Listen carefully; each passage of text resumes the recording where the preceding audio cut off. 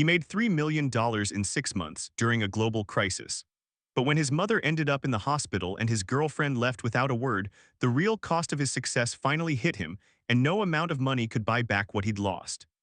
The first time Daniel Vasquez saw the headlines, he was standing barefoot in his kitchen pouring cereal into a chipped bowl. The milk had expired 2 days ago, but he sniffed it and poured it anyway. CNN blared from the old TV he kept on top of the fridge, and every anchor had the same dead eyes and plastic smiles. The market was crashing, banks were freezing withdrawals. Another virus mutation, panic in the streets. He didn't blink. He just chewed and chewed, his molars grinding the stale flakes with the same numb rhythm as the financial world unraveling around him. But inside, something clicked. Where others saw catastrophe, Daniel saw angles he always had. Even as a kid in Newark, he could flip a broken bike into $100 with some duct tape and a Facebook post. His mother called it street genius. His father, who left when Daniel was 12, just called it hustling. That morning, Danielle, his girlfriend of 4 years, walked in with her laptop under her arm and worry creased between her eyebrows. She taught second grade and had been switching to online classes, barely sleeping. "You see the numbers?" she asked, dropping the laptop on the table. "It's worse than 2008. My mom's retirement fund lost like everything." Daniel didn't answer right away. He was already scrolling through Reddit threads, watching investor forums light up like wildfire. Oil was down 40%. Cruise stocks were bleeding. Entire industries were begging for bailouts. "I think I'm gonna buy in," he muttered. Danielle looked up from her screen. "Buy in? Are you serious?" He nodded. "This is a fire sale, once-in-a-generation opportunity. The rich are gonna scoop everything up and triple their money in 2 years. Why not me?" Her voice cracked. "Because it's not just numbers, Daniel, it's people. My aunt works in hospitality. She might lose her house. And when the smoke clears, she can get a job at one of my hotels," he said, a half-joke, half. That night, while the city buzzed with anxiety, Daniel opened 5 brokerage accounts. He maxed out his credit cards, cashed out his 401k. He even called up his mother, told her he wanted to borrow her savings for a smart move. She hesitated, but he was persuasive and she trusted him. In 48 hours, he was all in. He spent nights glued to charts, hours analyzing sentiment data, Fed announcements, viral trends. He didn't sleep. He didn't eat much. He didn't notice that Danielle stopped talking during meals or that her hugs became robotic. But he noticed his net worth. 3 months in, he was up 70%. Airlines rebounded. Real estate trusts surged. He shorted a Chinese shipping firm right before it tanked, bought medical supply manufacturers before the government did. Even his crypto plays, once laughed off, had doubled. Money started rolling in faster than he could calculate. He bought a downtown condo with marble floors and floor-to-ceiling windows, leased a matte black Tesla, booked a call with a financial advisor who had formerly worked with NBA stars. But at night, the bed was cold. Danielle had moved to the couch. She didn't argue, she didn't fight. She just disappeared quietly, piece by piece. He told himself it was temporary, that she'd understand once she saw the bank statements, once she saw the life he was building for them. But when she left the apartment that Friday with a single duffel bag and her raincoat slung over her shoulder, she didn't even cry. "I hope the money's worth it," was all she said. The door clicked shut. Daniel stood in the middle of his luxury apartment, his stocks glowing green on the 34-inch monitor. He was a millionaire by the end of the week. And he had never felt more alone. At first, Daniel told himself she'd be back. That she just needed space. That once she saw he hadn't just gambled, but one she'd understand. Love, after all, wasn't supposed to collapse just because one partner changed their future. But the days passed like winter fog, thick, quiet, heavy. He texted her 3 times, got 2 red receipts, 0 responses. Then he stopped trying. He told himself she'd call when she was ready. So instead, he filled the silence. He hired an interior designer, let her paint the walls eggshell and install oversized art from emerging Latinx artists. He bought a wine fridge even though he didn't drink, subscribed to 3 finance newsletters, upgraded his trading desk to 4 curved monitors. He went full dragon in his lair mode. Because the more money he made, the more he needed to prove it wasn't for nothing. At night, he scrolled Zillow like it was porn. By month 6, he owned 2 Airbnbs in Florida and a gutted brownstone in Jersey City. His net worth had passed $3 million. The media called it the Great Reallocation, capital flowing upward while the working class bled dry. Daniel didn't flinch, he just moved faster. And then came hers. Riley Chen, realtor, 34. Born in Queens, raised in Taipei, moved back at 16. She didn't ask about his trades or his Teslas. She asked where he was the night the city locked down. He liked that. They met over a commercial listing he was eyeballing, an old barbershop with good bones and a liquor license grandfathered in. She talked him out of overpaying. Twice. He liked that too. They started seeing each other casually. She was smart, direct, no nonsense. The kind of woman who didn't flinch at risk because she'd built her own life from nothing. Her mother had run a bodega alone after Riley's father died. Riley got her real estate license at 21 and bought her first duplex at 27. She didn't need Daniel. Which, ironically, made him want her more. But love. No, he wouldn't say that word again so easily. Not after Danielle's. Sometimes, late at night, he'd open her old Instagram. She'd gone private. Her last post was a selfie with her second-grade class, all of them wearing homemade paper crowns. Caption: royalty isn't about gold, it's about heart. Daniel stared at it until the screen blurred. The turning point came unexpectedly. A call from his mother. Her voice was tight, words clipped at the edges. "I'm behind on my mortgage," she said. "The hours got cut at work, and I never got that money back, Daniel. You said I would, you promised." He blinked. "Mom, I doubled that money. I've been." "I don't care about doubled, I care about returning it," she snapped. "I needed it 3 weeks ago. You never even asked how I was doing." It hit him then like a delayed blow. He hadn't. Not once had he called just to check in. He turned everyone into columns on a spreadsheet: investments, risks, assets. He wired her the money the next morning, added 20 grand on top, but it wasn't gratitude he heard when she picked up, it was distance. "You think money fixes everything," she said. "It doesn't." Daniel sat in his high-rise apartment that night, windows glowing with the Manhattan skyline. He had more money than anyone in his family ever dreamed of, yet his mother sounded like she was mourning something. He looked around. There were no photos on the walls, no jackets by the door, no messy shoes left on the floor like Danielle used to do, no scent of hair conditioner lingering in the bathroom, no humming from the kitchen. Just him, and the hum of 1,000 digital dollars multiplying in silence. Autumn fell hard that year, the kind of cold that skips gentle breezes and dives straight into windburn and cracked sidewalks. Daniel barely noticed. He was busy closing on a downtown lot, a bankrupt restaurant with liquor rights and rooftop access. Riley had found it, called it a diamond in foreclosure dust. She said it with a smirk that made Daniel think she saw him as more than just another guy with a trading app. For a moment, he believed it too. They started spending nights together, her apartment mostly, minimalist, plants everywhere, music playing from old vinyls, not apps. She didn't talk about money. In fact, she barely asked what he did anymore. It was like she didn't want to know too much.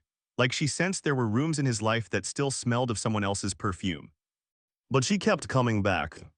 One night after 2 glasses of wine, she said, "You ever think about kids?"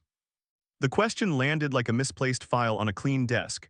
Daniel didn't flinch, but his silence lasted too long. "I don't mean now," she said quickly. "I just meant, do you ever see that in your life, family, roots, all that?" He nodded slowly. "Yeah, I used to."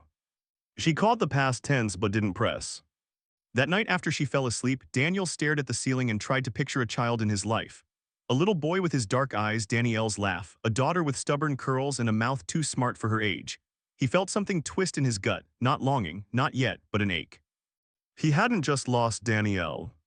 He'd lost the future she carried with her. Then came the invites. A wedding, Danielle's sister, small ceremony, backyard in New Jersey, Danielle would be there. He read the envelope twice, then a third time, and finally left it on the kitchen counter next to his unopened mail. Riley found it the next morning. She didn't ask who Claire was. She just raised an eyebrow and said, "Are we going?" Daniel hesitated. "It's my ex's sister." Riley nodded. "And your name's still on the list?" "Apparently." She handed it back to him. "Then maybe you should go." He looked at her confused. "You're not jealous?" "I'm not threatened," she said plainly. But her eyes lingered a second too long, and Daniel wasn't sure if that meant she trusted him or simply didn't care enough to fight. He went. Dressed in a sharp navy suit, he drove the new black Range Rover down I-95 like a man returning to the scene of a crime. The backyard was strung with fairy lights, folding chairs, smiling cousins, kids running between tables with frosting on their fingers. It smelled like barbecue and nostalgia. Then he saw her. Danielle stood near the buffet table wearing a burgundy dress and a thin gold chain, Her hair was shorter, her laugh quieter. But when she turned and saw him, there was no gasp, no anger, just calm recognition. Hey, she said, simple, kind, like she'd forgiven him months ago but just never got around to telling him. He smiled, you look good. You look rich, she replied with a grin that softened the blow. They sat for a while, talked about Claire's new husband, about mutual friends, about things that didn't matter. Until finally Danielle said, I heard about your real estate stuff, you're building something. He nodded, trying to. She looked away, funny, you were always building something, even when we were broke. Silence stretched. Then she asked gently, was it worth it? The question wasn't angry, it wasn't a trap, it was just honest. Daniel didn't answer. Because in that moment, under the soft glow of fairy lights, surrounded by everything he no longer had, he didn't know. He drove home with the radio off. The silence in the car felt denser than the night outside. His mind replayed every moment of the wedding, not just the words, but the pauses between them. The way Danielle looked at her new fiancé when he made a joke, how her shoulders relaxed around her family, how she hadn't once asked about Daniel's new life, his money, or his success. She didn't care, not out of spite, but because she'd simply moved on. That stung worse than anger. Back in the city, he found Riley asleep on his couch, her laptop open to a listing in Bushwick. She left a half-eaten salad and a candle burning low. It smelled like cinnamon and something else he couldn't place. Home, maybe. He stood in the doorway for a long time, watching her chest rise and fall, wondering if he could ever feel for her what he once felt for Danielle, or if he'd buried that part of himself in the same place he stashed regret. He walked to the kitchen, opened a bottle of whiskey he rarely touched, poured a finger into a glass. It tasted like burnt ambition. In the weeks that followed, his portfolio hit new highs. His properties were finally cash flowing. He closed on a silent partner deal in a restaurant group Riley introduced him to. Everything on paper was thriving. But Daniel was. He started forgetting calls, skipping emails, letting his lawyer handle things he used to micromanage. He missed a scheduled visit to see his mom, blamed market volatility, even though she didn't understand what that meant. One night, Riley confronted him, you haven't looked me in the eye in 3 days. He rubbed his temples, I'm just tired. No, she said, folding her arms, you're somewhere else. He didn't answer. So she pushed, is this about her? He looked up slowly, guiltily. Riley's face didn't flinch. She just nodded like she'd expected that answer. I knew when I met you there was a shadow, she said. I just didn't think I'd have to live in it. You don't, he said quickly. Riley, I. Save it. She grabbed her bag. He reached for her wrist, and please don't go. She stared at him, tell me the truth, do you still love her? Daniel opened his mouth. Closed it. That was enough. The door shut softly, final, like punctuation at the end of a sentence he hadn't meant to write. He didn't chase her. Instead, he plunged back into work, but it wasn't the same. The numbers didn't sing like they used to. The rush of a good trade felt hollow, like shouting into a canyon and hearing only your own voice echo back. One night around 3 a.m., he scrolled through old photos on a backup drive. There she was, Danielle, grinning under a beach umbrella, her cheeks flushed, hair tangled from wind. Another of her asleep on the train, her head on his shoulder, clutching a book of lesson plans. Then one he'd forgotten, Danielle sitting cross-legged on their old couch, laptop open, his head in her lap. She was laughing at something he'd said. He was looking up at her like she held the answers to every question he never dared ask aloud. He stared at that photo until his chest hurt. Then he shut the laptop. He was 33, a millionaire, a man who could buy buildings, flip neighborhoods, negotiate with sharks. But he had no one to text goodnight, no voice to come home to, no reason to laugh that wasn't followed by silence. Wealth had bought him everything he thought he wanted. Except peace. Except her. The press had started to notice him.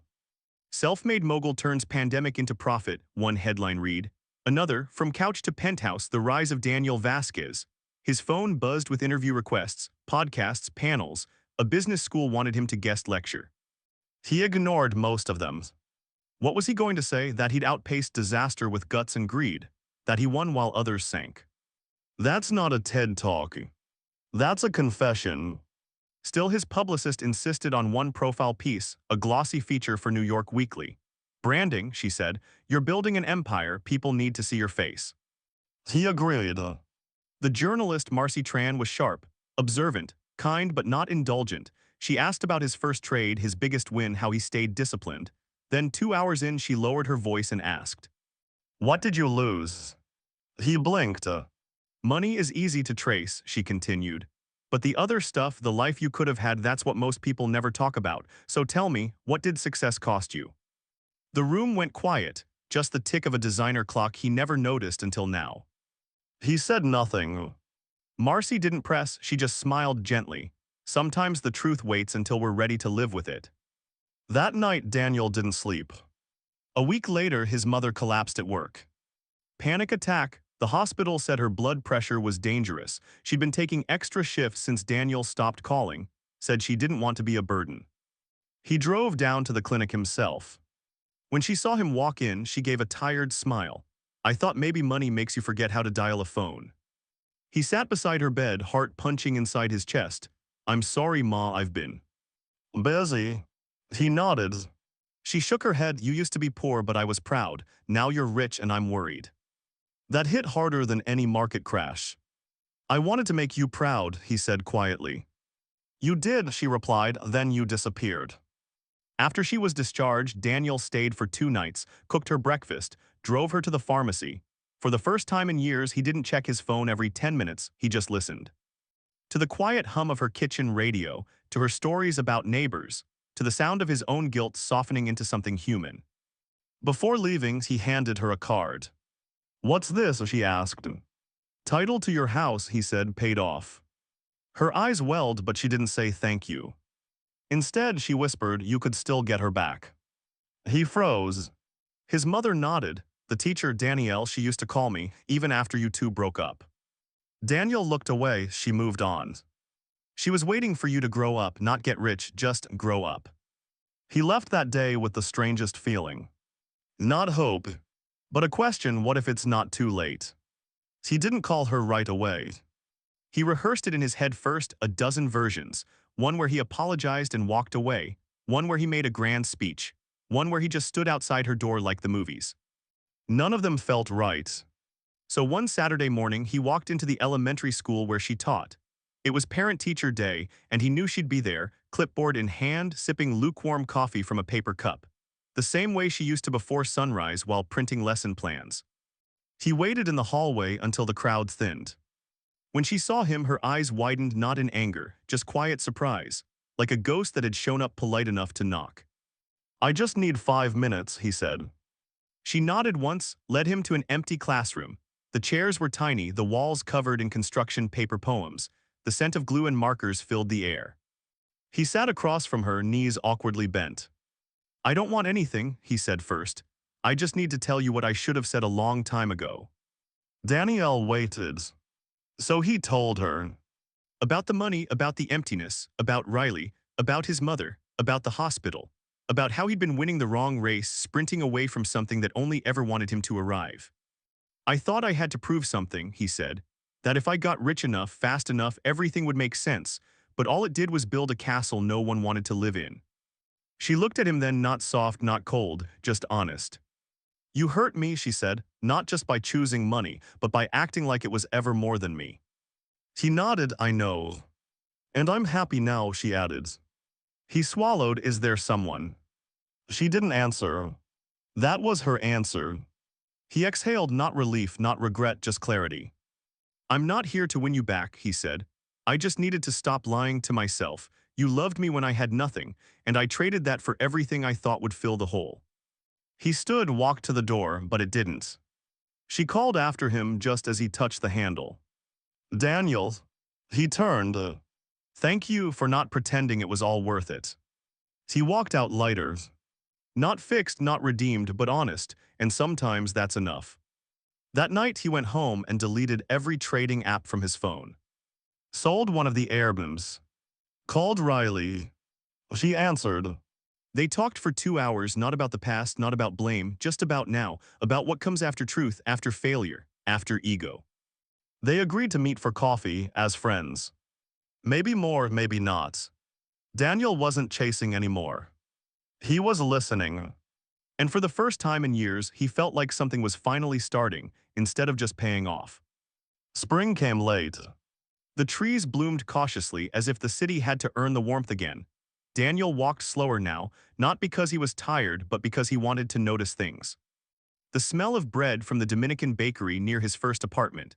The old man feeding pigeons on the church steps.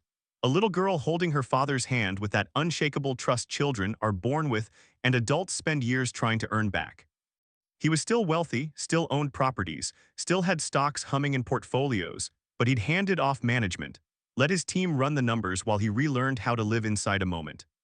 He volunteered at a youth finance program once a week, not the flashy kind, but the one where he explained checking accounts to high schoolers who didn't even have bus fare. Told them the truth about money, it buys freedom, not fulfillment. And if you use it to replace people, all you're building is a cage. He knew he'd lived there. Riley came to his birthday in April, brought him a plant and a joke about not killing it this time. They weren't back together, not officially. But they texted and talked, walked. Once they sat on a park bench watching kids climb a jungle gym. He said, "I thought I'd be married by now." She said, "I thought I'd be richer." He laughed. She didn't. Then she added, "But I like who I am, that's worth more." He nodded, quietly thinking, "Me too." One Sunday he got a letter, handwritten, no return address, but he recognized the slanted loops immediately. Danielle. Inside was a simple note. "I saw your name on that finance podcast. I didn't listen, but I smiled when I saw your face. You look less hungry now. I hope that means you're finally full, not with things, but with peace. You earned that. Be well. Ode." He read it 3 times, then placed it in a drawer not out of sight but safe, a memory, not a wound. In June, his mother called. "Are you still busy?" "Nope," he smiled. "Come over," she said. "I made a roast con pollo, and that friend of yours, Riley, she can come too if she's not too fancy." "She's not," he said and meant it.